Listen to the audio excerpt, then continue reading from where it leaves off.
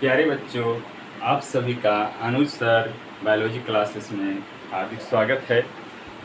I hope कि आप सब अच्छे होंगे। आज हम आप लोगों को सेल डिवीज़न यानी कोशिका विभाजन के बारे में बताने वाले हैं। तो चलिए शुरू करते हैं। कोशिका विभाजन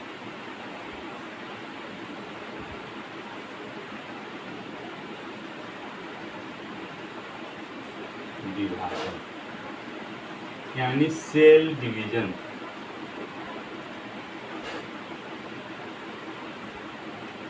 ये सबसे पहले हम देखते हैं कि सेल डिवीज़न कितने प्रकार के होते हैं। तो सेल डिवीज़न प्यारे बच्चों मुख्यतः 3 प्रकार के होते हैं। कौन कौन से, आइए डिवाइड करते हैं, देखते हैं। असूत्री कोशिका विभाजन, असूत्री कोशिका विभाजन, समसूत्री कोशिका विभाजन,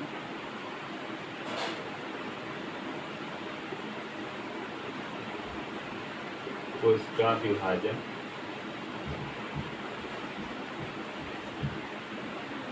और अर्धसूत्री कोशिका विभाजन।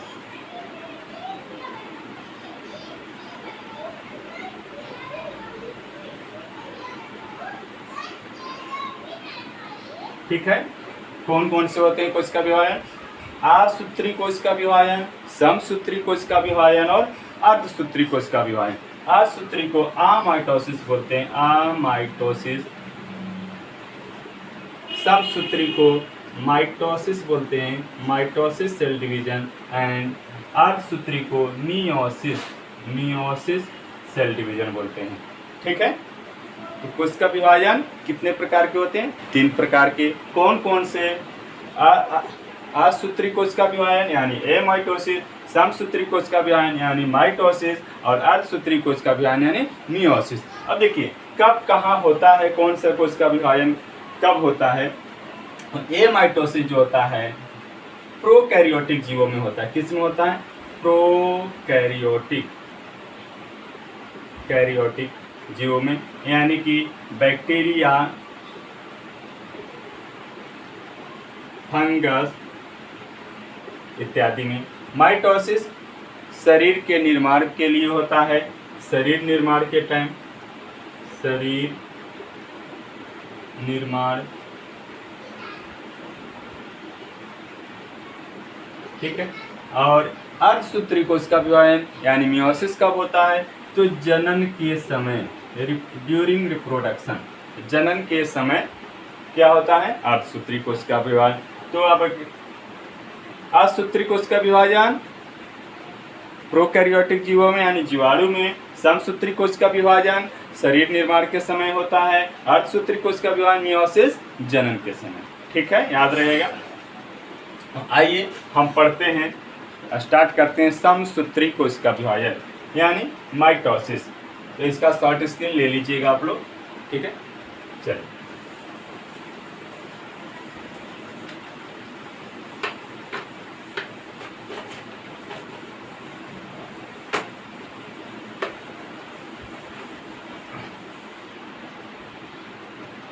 समसूत्री कोशिका विभाजन, समसूत्री कोशिका विभाजन यानी माइटोसिस सेल डिवीजन।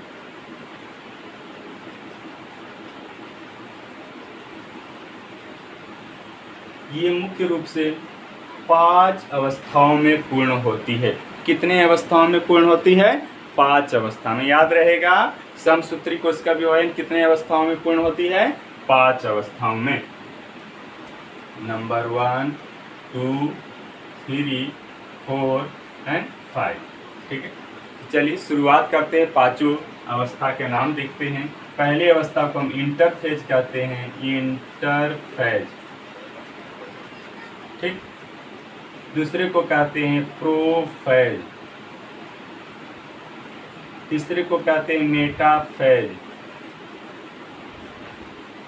चौथे को कहते हैं एनाफेज, पांचवें को कहते हैं टीलोफेज। ठीक है, तो समसूत्री कोशिका विभाजन के प्रथम अवस्था क्या हो गया, इंटरफेज। लास्ट की अवस्था क्या हो गया, टीलोफेज। बीच की अवस्था क्या हो गया, मेटाफेज। ठीक है, इंटरफेज जो होता है पहली अवस्था है, पहली अवस्था और सबसे बड़ी अवस्था है, सबसे बड़ी अवस्था। ठीक है, तो अगर पूछा जाए कि समसूत्री कोशिका विभाजन के सबसे बड़ी अवस्था कौन सा होता है, तो इंटरफेज। पहली अवस्था कौन सी होती है, इंटरफेज। ठीक है, लास्ट की अवस्था कौन सा होता है, टीलोफेज। पहली अवस्था इंटरफेज, क्योंकि कहीं हम सबसे पहले एंट्री करते हैं। क्या करते हैं, एंट्री करते हैं किसी कमरे में, किसी एग्जामिनेशन हॉल, क्या है, एंट्री करने के बाद कुछ करते हैं। तो इंटर से हो गया इंटरफेज, मतलब यहाँ पे एंट्री लेवल की अवस्था है, तो एंट्री लेवल की अवस्था को क्या कहते हैं, इंटरफेज कहते हैं। ठीक है, जो पहली अवस्था है, और ये सबसे बड़ी अवस्था होती है। क्या होता है, सबसे बड़ी अवस्था। और लास्ट की अवस्था यानी टीलोफेज। टेल मतलब क्या था, पूंछ होता है। पूंछ कहाँ होता है, किसी जानवर के सबसे लास्ट में होता है, तो इसलिए लास्ट वाले अवस्था को क्या कहते हैं, टीलोफेज कहते हैं। टीलोफेज ये सबसे लास्ट की अवस्था है, लास्ट की अवस्था। ठीक है, बीच की अवस्था को मध्य में रखते हैं, तो बीच की, इसलिए मेटा, मेटा मतलब मिडिल, मिडिल की अवस्था। तो बीच की अवस्था को क्या कहते हैं, मेटाफेज कहते हैं। ये सबसे बीच की अवस्था है, बीच की अवस्था। ठीक है, और सबसे छोटी अवस्था कौन सा होता है, तो एनाफेज। सबसे छोटी अवस्था कौन सा है, एनाफेज, सबसे छोटी अवस्था। ठीक, और एक बचा प्रोफेज, तो दूसरी अवस्था कौन सा हो गया, प्रोफेज।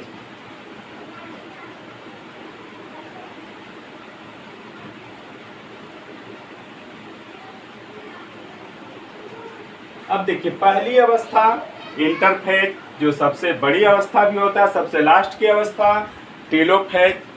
ठीक है, और बीच की अवस्था को मेटाफेज कहते हैं, और ये एनाफेज चौथी अवस्था जो सबसे छोटी अवस्था होता है। तो पूछा जाए कि समसूत्री कोशिका विभाजन के सबसे छोटी अवस्था का नाम लिखिए, तो क्या कहेंगे, एनाफेज। सबसे पहली अवस्था बड़ी अवस्था का नाम लिखिए तो इंटरफेज। सबसे लास्ट की अवस्था का नाम लिखिए तो क्या कहते हैं, टीलोफेज। और दूसरी अवस्था क्या हो गया, प्रोफेज, और सबसे छोटी अवस्था एनाफेज। तो सबसे बड़ी अवस्था क्या है, इंटरफेज। इंटरफेज बड़ा कैसे हुआ, तो यहाँ पे क्या होता है, तैयारियां चलती है सेल डिवीजन के लिए। क्या होता है, तैयारी। जैसे किसी का शादी ब्याह होना है घर में, तो सबसे ज़्यादा समय किस में लगता है, तैयारी करने में। लड़का लड़की देखा जाता है पहले, फिर क्या हुआ, सब कुछ ठीक हो गया तो शादी की तैयारियां चलती हैं, कार्ड छपता है, न्योता दिया जाता है, फिर बाकी जगह गाड़ी घोड़ा सब चीज़ किया जाता है, पंडित जी को कहा जाता है, तब जा कर के शादी होने में कितना टाइम लगता है, 10 से 15 मिनट ना। पंडित जी आए, ओम मंगलम भगवान विष्णु ओम गरुध्वजा, वर वधू को बुलाया जाए, सिंदूर दान किया जाए, शादी हो गया, वर वधू को ले जाया जाए, विदाई का कार्यक्रम शुरू किया जाए। ठीक है, तो सबसे ज़्यादा समय किसमें लगा, तैयारी होने में। इसलिए सब तैयारी वाला अवस्था बड़ी अवस्था होती है, यानी इंटरफेज में क्या होता है, तैयारी हो रहा है, इसलिए वो ज़्यादा समय। और प्रोफेज में सभी कोशिकाएं क्या होता है, सेल डिवीजन के लिए तैयार हो जाती हैं। और तीसरी अवस्था यानी मेटाफेज या बीच की अवस्था में सारे जो क्रोमोसोम है वो एक लेयर पे, मिडिल लेयर पे आ जाता है, इक्वेटर पे आ जाता है, मध्य में आ जाता है, सज जाता है, और केंद्रक का विभाजन हो गया होता है, और सेंट्रोसोम का विभाजन यहाँ पे हो जाता है। प्रोफेज में सेंट्रोसोम अलग होने लगता है, और बीच से यहाँ पे कोशिकाएं थोड़ा सा इस तरीके होने लगेगा। और एनाफेज में सारी कोशिकाएं अलग अलग हो जाते हैं, और न्यूक्लियस का भी डिवीजन हो जाता है। और टीलोफेज में क्या होता है, लास्ट की अवस्था में जो सेल मेम्ब्रेन है वो पूरी तरीके से कर्व बना करके क्या होता है, डिवाइड हो जाता है लास्ट में, और एक डॉटर सेल से एक मदर सेल से दो डॉटर कोशिकाएं यहाँ पे बनती हैं। एक मदर सेल यानी कि मातृकोशिका। बैठ जाइए एकलव्य जी, बैठ गए, समझ में आ रहा है? चलिए ठीक है। एक मातृकोशिका से कितने डॉटर सेल बनेंगे? पुत्री कोशिका, तो 4 पुत्री कोशिका का निर्माण हो। और ये सब 2n प्रकार का ही होगा। डिप्लॉयड था यहाँ भी डिप्लॉयड प्रकार का ही होगा। 2n प्रकार की, सॉरी 2 डॉटर कोशिकाएं बनेगी, 4 मेयोसिस में बनता है। एक मदर सेल से, एक मातृ कोशिका से कितनी पुत्री कोशिका बनेगा?